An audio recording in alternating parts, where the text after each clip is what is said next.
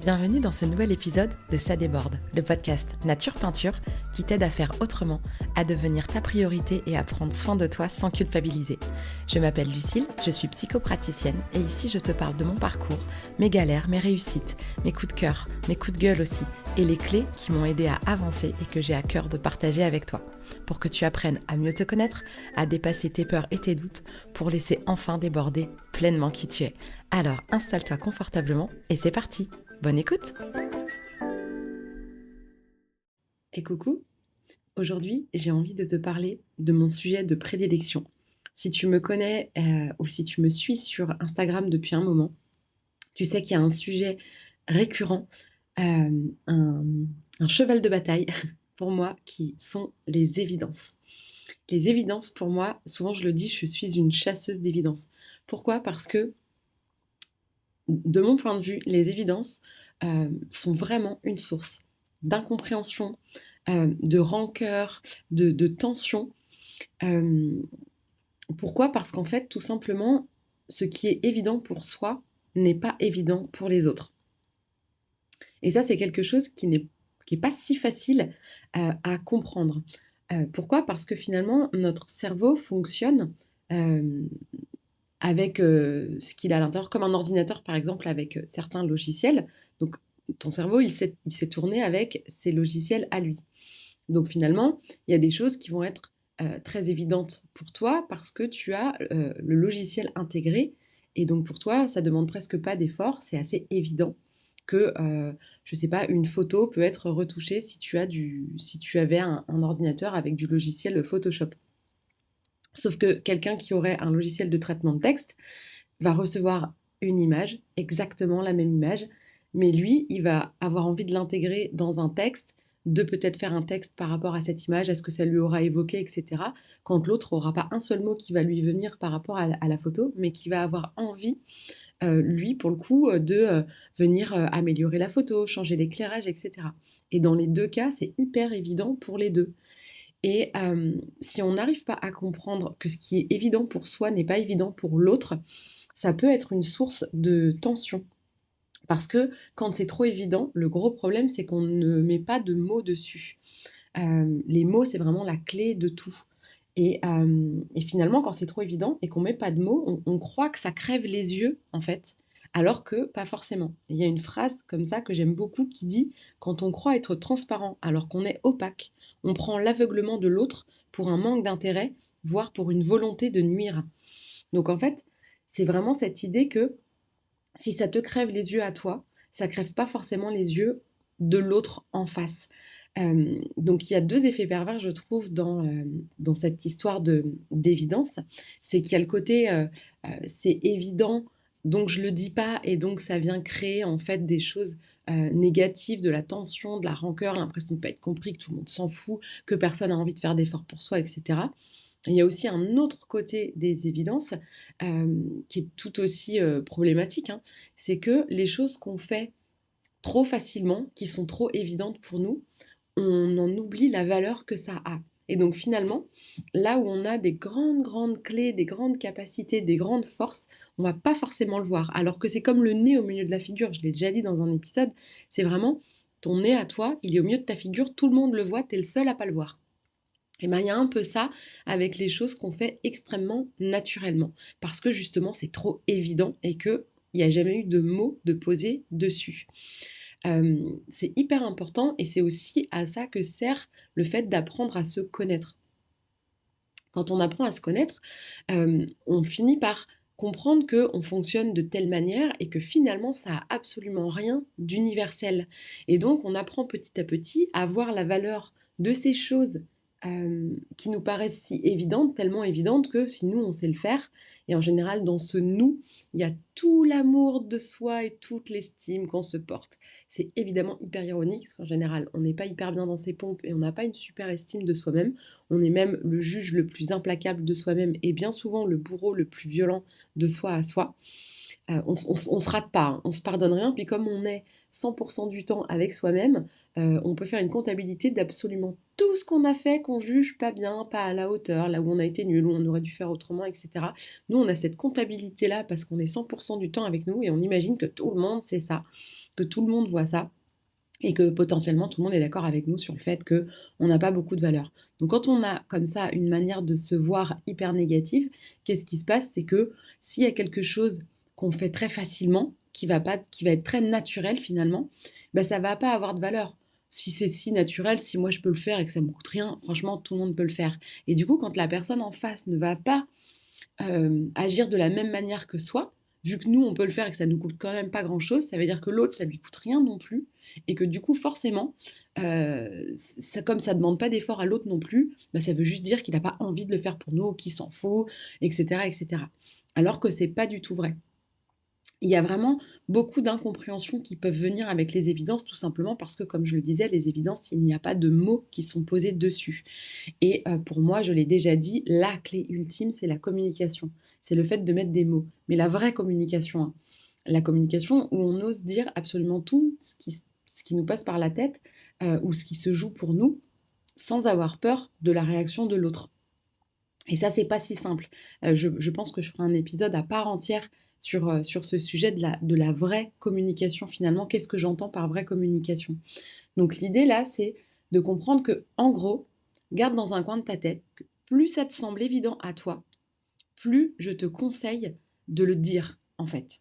Et tu seras surpris de voir que bien souvent, l'autre en face va pas forcément avoir vu les choses de la même manière et va être surpris par ta manière de voir. Et, euh, et tu verras, toi, que tu seras parfois surpris par la manière de voir des autres et tu te diras, ah bon? Comme ce coup du logiciel. Ah bon, mais une photo, toi, tu mets du texte dessus? Ah ouais? Non, mais moi, bah, c'est une photo, quoi. Je retouche la photo, je change l'éclairage, etc. Et là, il y a vraiment deux mondes qui vont qui vont se rencontrer et qui vont se comprendre, s'enrichir et apprendre les uns des autres à une seule et unique condition, qu'on mette des mots. Alors quand je dis ça, l'objection qu'on me fait souvent, c'est oui, mais moi, mon conjoint ou ma conjointe, par exemple, c'était vraiment une évidence et du coup, ben, une évidence, ça peut être beau. Oui, à une seule condition, de mettre des mots dessus.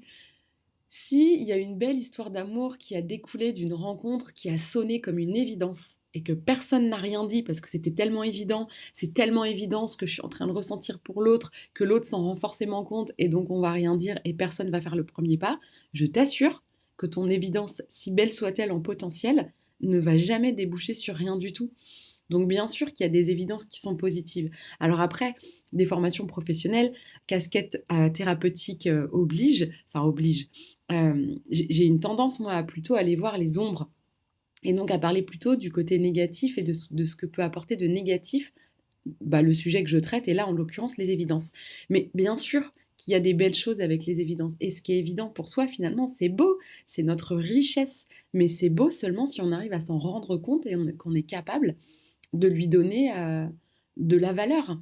Euh, Parfois, c'est plus évident de comprendre cette histoire d'évidence avec le corps plutôt qu'avec les émotions ou une capacité à faire ci ou ça. Euh, Il y a des gens qui vont être hyper souples et d'autres qui vont avoir des corps qui sont très raides. Et il y a des gens, ils vont se plier en deux et poser les mains par terre.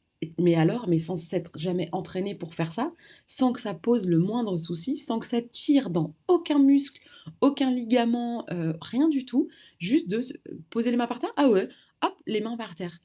Et là, bah, pour la personne qui sait faire ça, je veux dire, ça n'a demandé aucun travail, aucun investissement de temps, aucune préparation physique, aucune discipline à avoir pour s'entraîner, pour gagner chaque jour quelques petits centimètres de plus pour finir enfin par toucher le sol avec ses mains. C'est juste cette personne, elle se plie en deux, elle pose les mains par terre et basta. Bah du coup, c'est difficile de se rendre compte que il y en a qui vont devoir travailler pendant des mois et des mois et des mois et des mois et des mois et des mois et des mois pour peut-être toucher juste du bout des ongles le sol quand toi, tu as tes mains à plat par terre. Bah, c'est un peu ça. Et la personne qui est raide et qui se rend compte de l'ampleur du travail qu'elle devrait fournir pour arriver à ça, elle voit la valeur potentielle de ça, de dire non mais attends, c'est de la folie de réussir à faire ça. Et finalement, euh, je trouve que globalement, on nous apprend pas assez à nous connaître et à mettre en lumière ce qu'on sait faire de bien. C'est comme si ce qu'on arrive assez facilement, c'est juste normal et il faut qu'on travaille toujours, toujours, toujours là où on est mauvais. Le système scolaire est un peu comme ça, bien qu'il commence à évoluer, mais le système scolaire est un petit peu comme ça. C'est que les matières où on est bon, on va nous dire bah bravo, c'est bien, t'es bon, mais sans plus, on ne va pas valoriser spécialement cette capacité-là en disant ah quand même là, il y a vraiment un truc à creuser. Par contre, là où on n'est pas bon, on va te faire retourner à l'ouvrage. Donc finalement, tu vas travailler beaucoup, beaucoup, beaucoup, beaucoup, beaucoup, beaucoup, beaucoup, pour un résultat qui sera même peut-être jamais à la hauteur de ce que tu fais dans une autre matière où tu travailles pas. Et du coup, c'est pas si simple. Et on va apprendre que ben, la valeur du travail, d'avoir fait des efforts, est quelque chose de plus riche que là où il n'y a pas d'efforts à faire. Et en fait, je trouve finalement que c'est un non-sens. Et je suis pas en train de dire qu'il faut pas faire d'efforts, qu'il faut pas se discipliner, qu'il faut pas apprendre à faire des nouvelles choses, qu'il faut pas aussi ouvrir son esprit, son éveil à d'autres sujets et venir apprendre. C'est bien de savoir apprendre. Quand j'ai appris l'astrologie, par exemple, c'est comme si j'avais appris une nouvelle langue. J'ai appris des symboles, j'ai dû retenir chaque symbole de chaque planète, chaque symbole de chaque signe, les symboles de tous les aspects. Et maintenant, je peux écrire des phrases astrologiques qui ne sont constituées que de symboles. Et si tu connais pas cet alphabet, c'est comme si c'était du chinois avec les symboles chinois où ça n'a absolument aucun sens. Et ça, c'est quelque chose que j'ai appris et j'ai travaillé et j'ai bûché et j'ai acquis en fait ce savoir-là. Donc je ne suis pas en train de dire qu'il ne faut pas travailler. Par contre, c'est hyper important de voir que oui, il y a de la valeur et qu'on est fier de soi quand on s'est discipliné, quand on a beaucoup travaillé, quand on a atteint l'objectif qu'on s'était fixé. Et c'est super de se célébrer, de se récompenser et de venir s'honorer dans justement le travail qui a été fait, la persévérance qu'on a déployée, etc.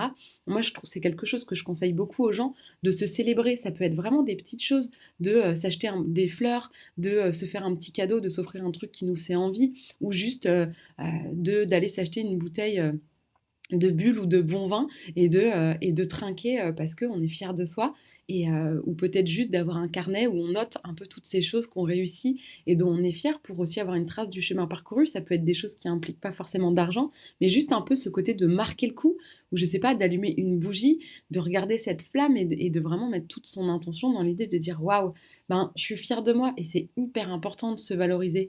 L'idée c'est pas de finir avec des chevilles et de puis passer les énormes et une tête où on passe plus les portes. C'est pas ça l'idée, mais bien souvent on en est loin. Et ceux qui vraiment ont cette arrogance un peu ou ce côté où on dit bah ça va les chevilles, parfois c'est un peu mal placé. Quand c'est exagéré, moi je me méfie toujours. Quelqu'un qui a excessivement confiance en soi, moi souvent je me dis que ça cache quelque chose. Peut-être que je me trompe, hein, mais je trouve que dans tous les excès, ou quand on veut montrer, quand ça se voit, quand ça crève les yeux, justement, pour moi, c'est vraiment qu'on essaye de montrer quelque chose. Et bien souvent, c'est pour détourner le regard de quelque chose qu'on veut cacher.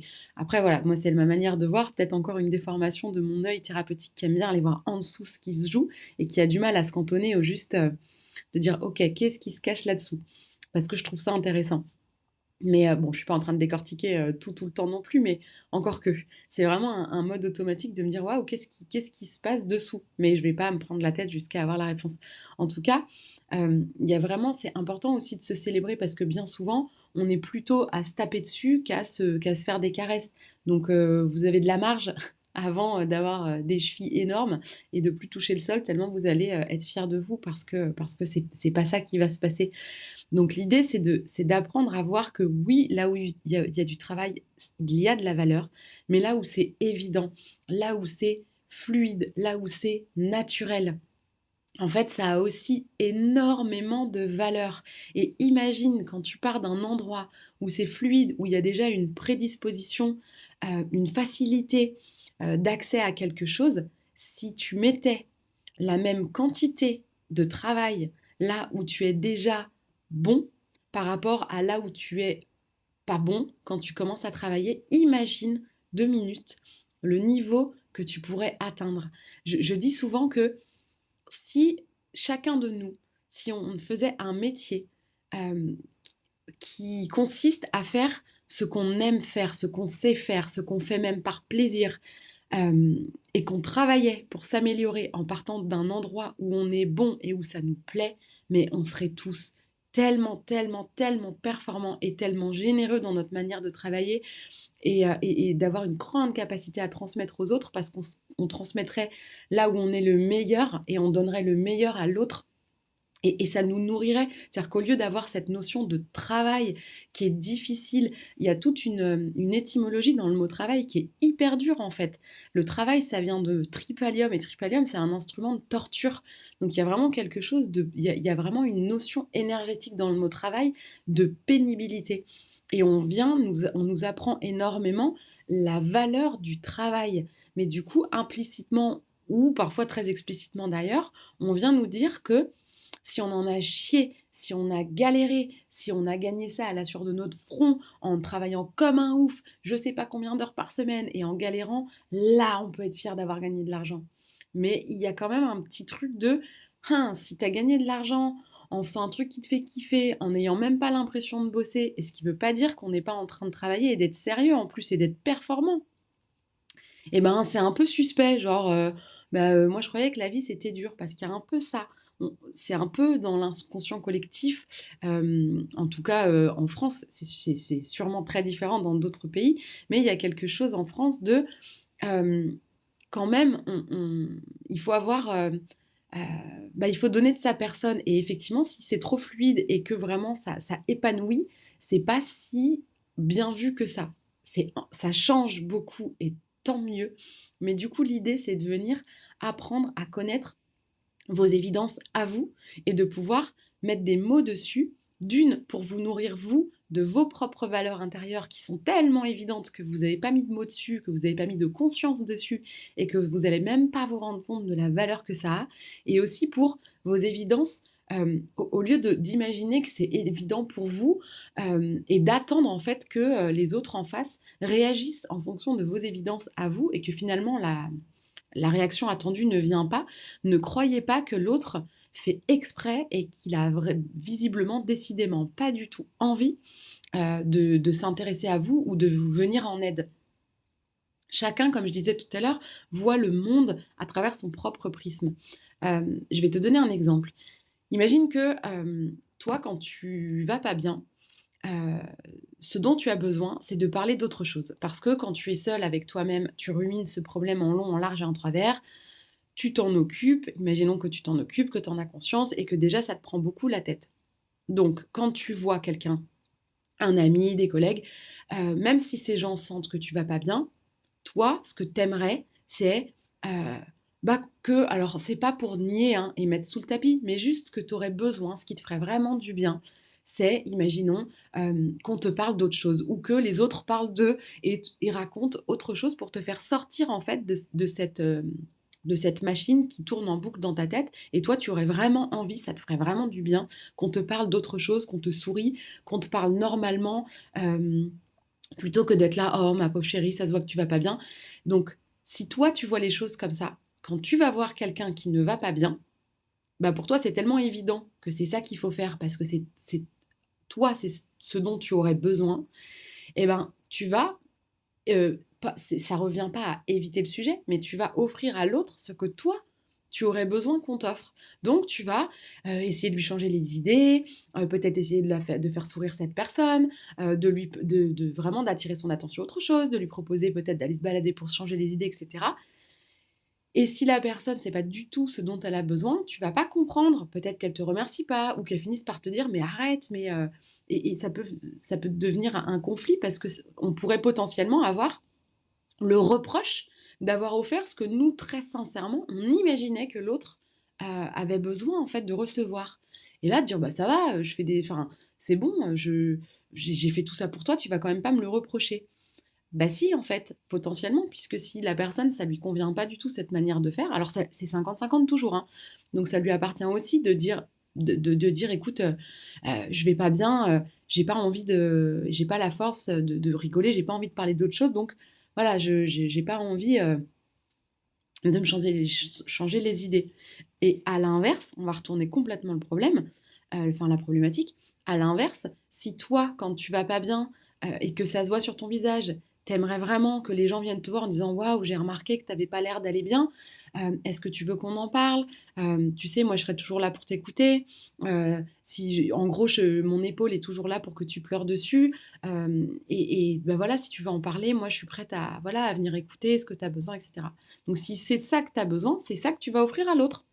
Et donc, quand tu vas voir quelqu'un qui va pas bien, tu vas aller lui dire: «Oh, j'ai vu que tu allais pas bien, comment ça peut se passer pour toi?» Et la personne, si elle est dans le schéma que j'expliquais en premier, bah elle, peut-être qu'elle essaye de que ça se voit pas trop, ou en tout cas, même si ça se voit, elle aimerait que les gens aient la décence de pas venir lui rappeler qu'elle a une sale gueule, que ça se voit qu'elle va pas bien et qu'il faudrait vraiment en parler. Et elle peut vraiment mal le prendre. Et toi, t'es arrivé avec ton petit cœur tout mou et tes meilleures intentions, et finalement, ça peut être hyper maladroit.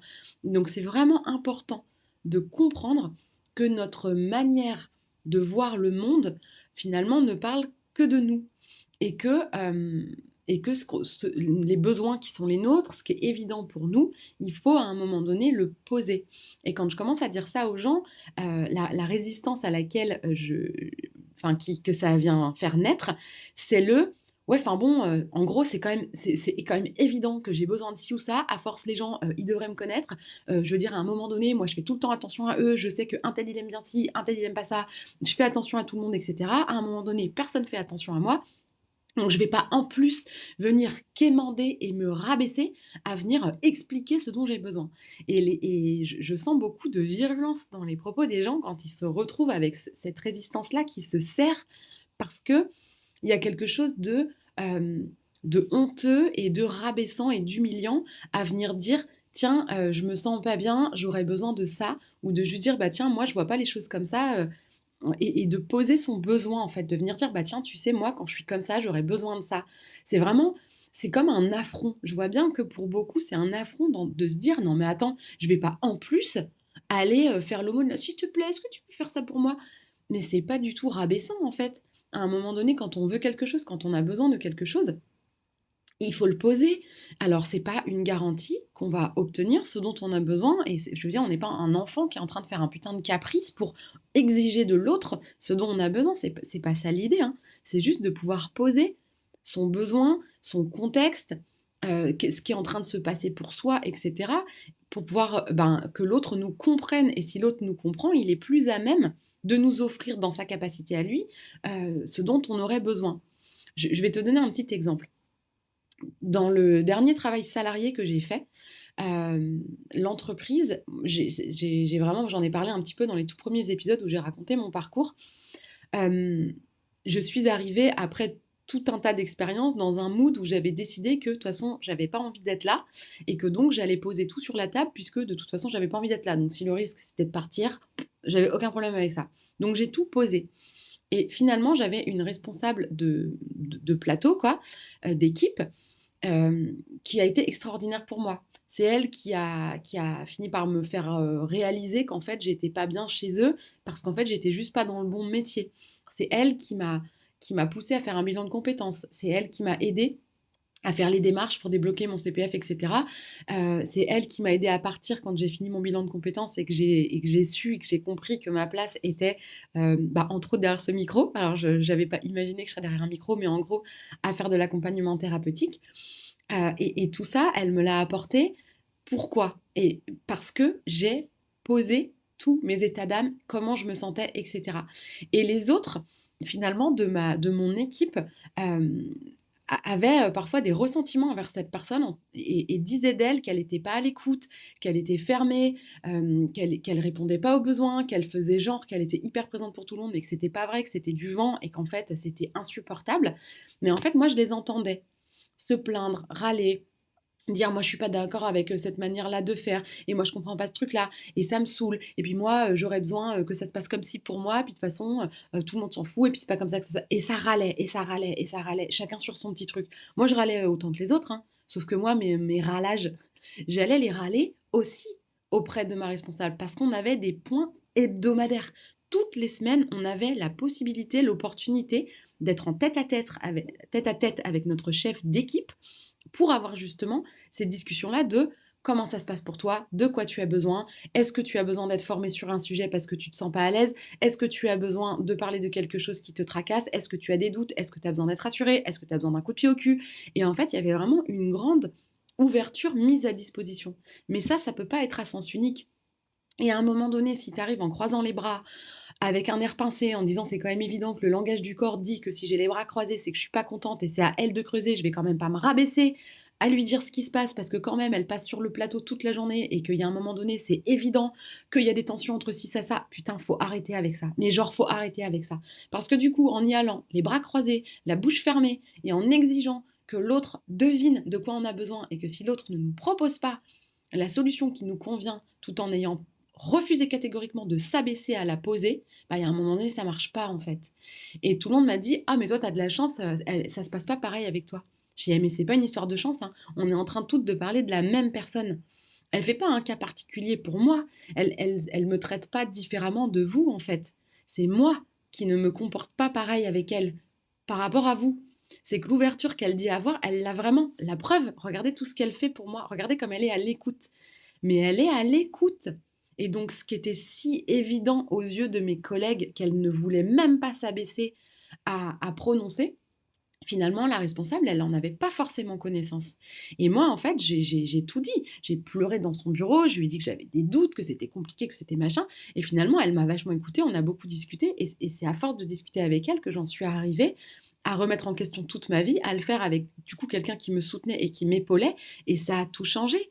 Et je ne pense pas avoir fait un caprice de sale gosse en disant maintenant tu vas me trouver une solution pour savoir ce que je vais faire de ma vie parce que là je suis pas du tout bien. Ni de m'être rabaissée et auto-humiliée à lui dire oui mais tu comprends c'est dur pour moi. J'ai juste posé les choses. Et du coup elle dans ce qu'elle pouvait m'offrir, dans son champ d'action possible, elle a fait de son mieux pour répondre à ma demande, ce qui est en fait le rôle d'un manager, quoi. Mais sauf que c'est vraiment quelque chose que j'ai appris. C'était une qualité, une valeur que j'ai. Parce que moi, c'est très évident pour moi de faire ça. C'est du bon sens pour moi. C'est carrément évident. Je comprends même pas que ce soit un problème. Et ben, j'ai appris en faisant mon bilan de compétences que ce truc-là particulièrement, c'était quelque chose qui n'est pas si simple pour tout le monde et qui est une vraie qualité, on va dire, ou vraiment quelque chose sur lequel je peux m'appuyer. Et c'est aussi quelque chose que je peux transmettre, justement. Parce que moi, je me balade dans ce truc-là. Je trouve ça tellement évident, je trouve que c'est tellement du bon sens que j'ai parfois du mal à comprendre qu'on le fasse pas. Enfin, ça, c'était avant d'avoir tout le recul. Mais du coup, c'était vraiment ces discussions-là et j'ai appris dans mon bilan de compétences que c'était une super qualité. Et je l'ai appris comment? Parce que déjà, la personne qui faisait le bilan de compétences me l'a fait remarquer et qu'on m'avait demandé de faire remplir par des collègues de boulot, des responsables, si possible, et puis aussi la personne qui m'avait recruté tout un tas de questions sur moi et si j'avais la possibilité de demander à justement la personne qui m'a recrutée pourquoi elle m'avait recrutée.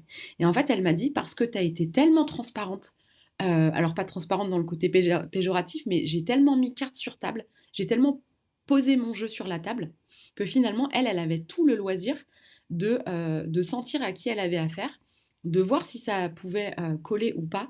Et elle me dit, et en fait, des gens comme toi, dans une équipe et à manager, c'est hyper agréable. Alors, des fois, je suis une grosse relou, hein, parce que du coup, je laisse tout sortir, je déborde. D'où le nom de mon podcast, je déborde. Donc, ça peut être un peu fatigant. Je ne suis pas en train de dire que j'ai plein de qualités et que je suis hyper agréable. Je suis vraiment une grosse casse-couille par moment. Mais en fait, ce que les managers trouvaient génial avec ça, c'est qu'en fait, plus tu as quelqu'un qui se dévoile et qui montre sa personnalité et qui montre ses besoins, etc., plus c'est facile de manager. Et manager, c'est quoi en réalité? C'est pas prendre le pouvoir. Alors, il y a certaines personnes qui vont le faire comme ça parce qu'ils ont une problématique avec l'autorité et leur pouvoir personnel et qui vont penser, peut-être parce qu'ils n'ont pas confiance en eux ou qu'ils ont un vécu, je ne sais pas lequel, qui va leur faire croire que l'autorité, c'est de prendre le pouvoir sur l'autre, de l'écraser et il y a vraiment un travail à faire de différencier l'autorité de l'autoritarisme. Mais ça, c'est un autre débat. Mais en tout cas, un manager, il n'est pas là pour prendre le pouvoir et contrôler son équipe. Il est là pour aider son équipe à donner le meilleur d'elle-même individuellement et aussi en équipe, en collectif. Et tout ça pour que la boîte avance, que tout le monde avance et que voilà, il y a un chemin. C'est ça le rôle d'un manager.